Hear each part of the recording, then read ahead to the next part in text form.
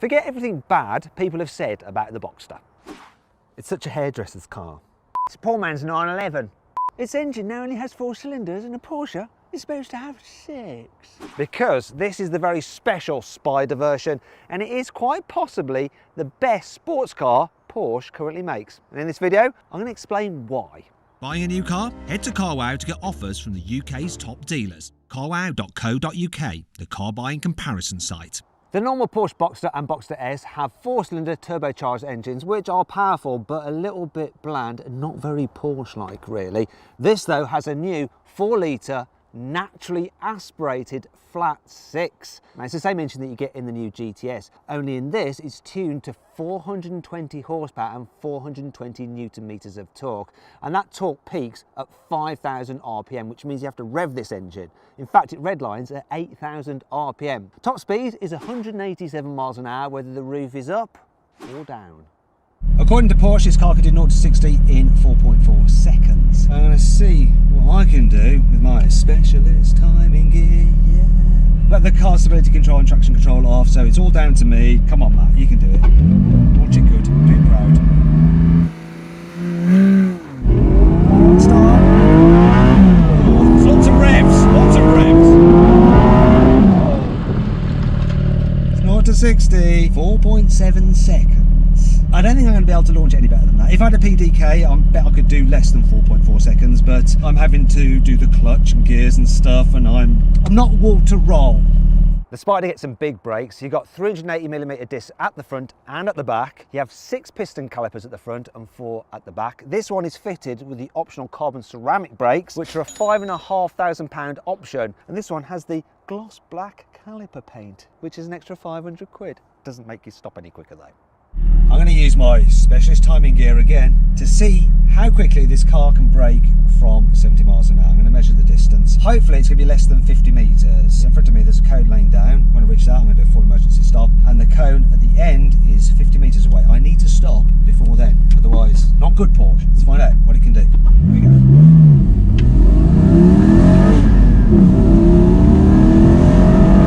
There's the 70.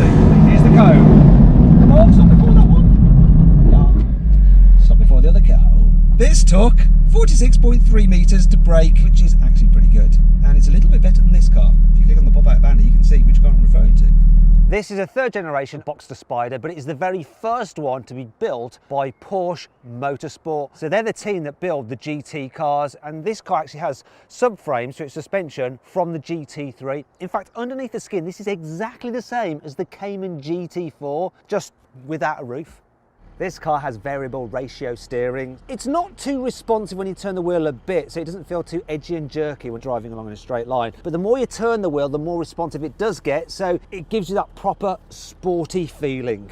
Yeah, don't worry, dry steering's like dry humping. It's not that bad for you. You get active gearbox mounts as standard, which help hold the gearbox nice and tight when you're accelerating hard for precise changes. If you want to, you can adjust the car's toe and camber angles for the wheels, obviously, and the stiffness of the anti-roll bars, so you can set it up just perfectly for when you want to go on track. Speaking of going on track, it's got the right tyres for it as well. You've got Michelin Pilot Sport Cup 2 tyres as standard. The Spyder has a rated suspension over the normal Boxster, and it gets adaptive dampers as standard. You've also got a 2-stage traction control system, one with the stability off, then one with the stability and traction off if you want to do some skids. There's also an auto blip function for the gearbox, so it'll rev match as you shift down, and you've even got the all-important exhaust button to make it louder or quieter. The Spyder has Porsche torque vectoring, which is essentially a limited slip differential, which can send power to the rear wheel with the most grip. Okay, let's see what all these chassis upgrades do to this car. Got the auto blip off. Myself, thank you. You can feel exactly how much grip you've got. It's lovely. Oh, carefully. You really can. It's see that your pants stop.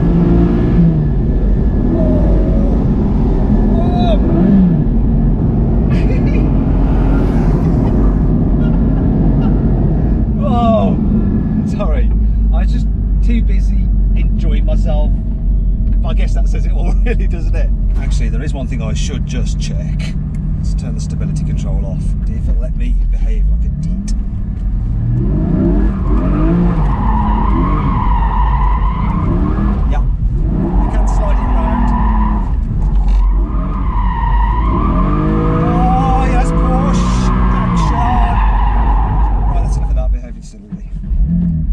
like to say, this car has stop-start. That's why I did that.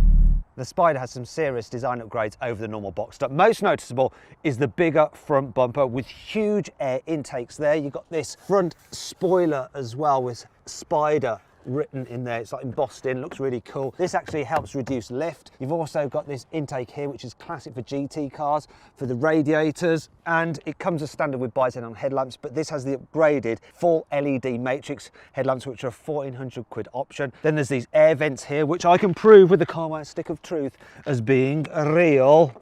You know, they exit there as well to smooth airflow over the front wheels. In fact, you will not find any fakery on this car at all, so don't need this, that can go. Other sides, you've got 20-inch alloy wheels as standard, and they have the Porsche crest in the centre as well. The air intake for the mid-mounted engine has just one strake in it rather than two on the normal cars. You've got Spyder written here, but the big difference obviously is the rear deck, which has this double bubble effect on, which looks super cool. It's even nicer actually with the roof up, because then you've got these flying buttresses. It's a stunning looking car from the side, this. Oh, and of course it sits 30mm lower to the ground than the standard Boxster, which makes it look even more sporty. At the back, you've got a slightly redesigned rear bumper. It says 718 Spyder, which is very important, obviously. You've got a bigger rear spoiler. The rear lights, they're smoked and they're all LED. You also have the exhaust, which are wider apart. Normally they're centrally mounted on the Boxster. But the biggest difference is this diffuser. And like I said earlier, there's nothing fake on this car. This does actually serve a purpose. And overall, this car produces 50% less lift than the standard Boxster.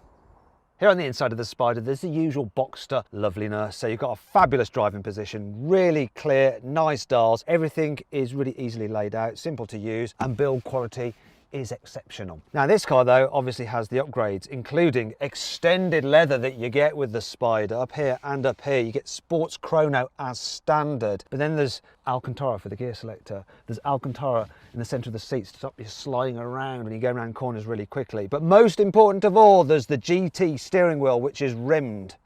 Sorry, in Alcantara. Another thing to remind you that you're in a GT car is this. Look, you've got a strap instead of a normal door handle because that saves weight. And I actually find it a little bit more awkward to use than a normal handle, so I'd probably rather just have a normal handle. There's also some Spyder badging here and here to remind you you're in the Spyder, and up here on the headrest embroidered in, which is nice. So this car has some upgrades over the standard Spyder, including these fabulous racing carbon fibre back sport seats, which cost £3,800. It also has the classic interior package, which includes the red leather, extended Alcantara, so you have it here and here as well. You've got some shiny aluminium pedals, and of course that lovely red roof. The Boxster Spyder may be a focused sports car, but it does have decent practicality. Look, underneath this kind of, whoop, whoop. Yep, won't want to open that on a windy day. It might damage the mechanism. Anyway, underneath here, you have room for 120 litres. Here in the front boot, also known as the fruit, you have 150 litres of space. And if all this talk of litres means nothing to you, it does mean that there's enough room for a fully grown car reviewer, as I'll illustrate now. Hope I can, otherwise it's going to hurt. Yeah, I can. Wait a minute, I don't really like it in here. I don't like it. Let me out. Oh, I managed to escape. So now I can show you this. Final bit of practicality. In-car storage is pretty decent as well. So you've got some storage here, got some storage here. You've got a little bit of storage under there. Even a little bit of storage there, maybe for your coins. A glove box, which is an all right size, and the classic Porsche cup holder solution. We like this. Look at that. Yes, there it is. Means that if you put your cup there, there's another one actually for the passenger. They will only ever spill over the passenger, not over you, the driver. It's very well thought out, that. Now then, it's time for the carwow 5 annoying things about this car.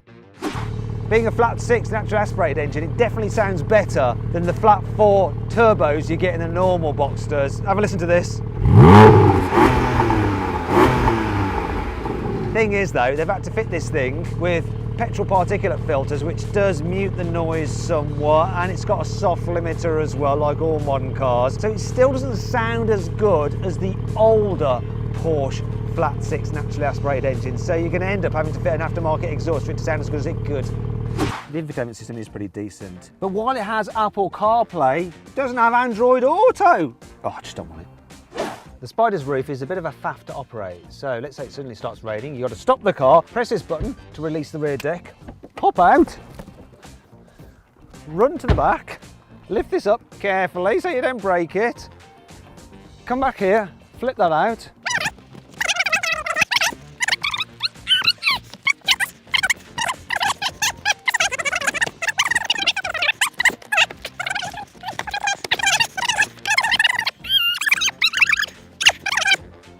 Stop raining. I'm going to take it back down again. The list price of this car is £74,000, which is pretty good value when you consider what you're getting. However, the options are rather expensive. For instance, Porsche will charge you £345 if you want folding door mirrors, which you of course do, because otherwise people will knock them off. £230 if you want cruise control. It's £236 if you want speed sign recognition, which you get pretty much as standard on every single car. And a reversing camera, that's £825, the thieving buggers. It means the list price of this car you see here actually works out when you add all the options together at 92 grand, so it is starting to get a bit expensive. The rear spoiler deploys automatically at speeds above 74 miles an hour, which means technically it should never deploy automatically in the UK, because if it does, it'll be a sure sign to police that you are indeed speeding. Thank you very much for that, Porsche. It's a great idea. However, not everything about the 718 Spyder is bad. Here's 5 good things about it, which I'll describe using classic motoring journalist cliches. The brakes are easy to modulate, which I think means they're not jerky. Oh, that's like a bolt-action rifle. How many journalists will have actually used a bolt-action rifle? Well, unless they're American. I think what they mean is it's short and snappy, a bit like this segment. The steering is telepathic. Actually, it's not. My hands are definitely controlling it. That's just like an automotive Ouija board. It's not supernatural in any way, shape or form. But the steering is, of course, very, very responsive. All the controls fall easily to hand. No, they don't. They're just easy to reach. If things are falling, that would be a bad thing and a warranty claim. The driving experience is accomplished and refined. What does that even mean? I've absolutely no idea. It probably does relate to this car, but I'm clueless. Maybe if you read Autocar, you can let me know in the comments below. Now you might think that a car built by Porsche Motorsport is going to be hard to live with every day, but actually I've got the suspension in the softer setting, I've got the exhaust noise toned down. I can hear quite a bit of tyre noise though, and it's a bit noisier in here than a normal Boxster. The suspension's a bit firmer as well, but actually over bumps. For such a sporty car, it does a good job. And these tyres as well, even though they're sort of like track day ready, when they're cold they seem to grip well enough. They're not super scary. I thought I'd be like skidding off the road if I put my foot down, and that's one thing about this. You put your foot down, it does pick up nicely straight away, so it's responsive, which makes it easier to drive. One thing that is a bit annoying though is the view out the rear window. It's tiny, pointless. Another thing that's interesting about this car is the long gearing. So right, I'm going to put it into second gear and show you how fast we go in second gear. There we go, that's the limiter. 85 miles an hour on the limiter in second gear. So it's quite tall gearing, and I don't think that when you're just pootling around in gear, this has quite the same low down punch as the Boxster S with its turbocharged engine. That's the only thing. You do need to rev this engine a bit more. Now this engine is actually quite unique in the way that it's the first ever Porsche engine to have cylinder deactivation.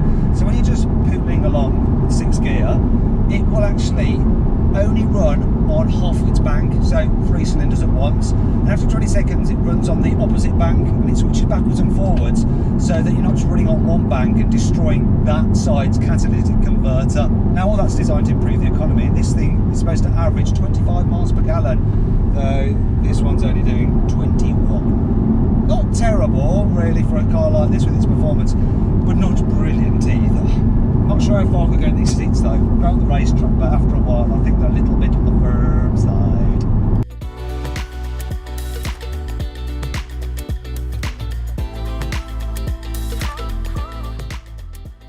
So then, what's my final verdict on the Porsche Boxster Spyder? Should you avoid it? Should you consider it? Should you shortlist it? Or should you just go right ahead and buy it? Well, I reckon you should avoid it and get a Dacia Sandero instead.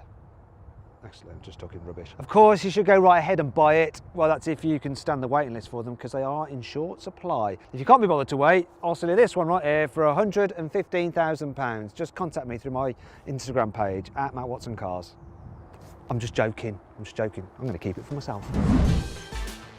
Do you agree with my verdict? Let me know in the comments section. Also, please subscribe to this channel for more videos, and if you click on the deals box to the right, you can see how much you can save on a new car at CarWow. Or click on the video windows to watch another of my videos.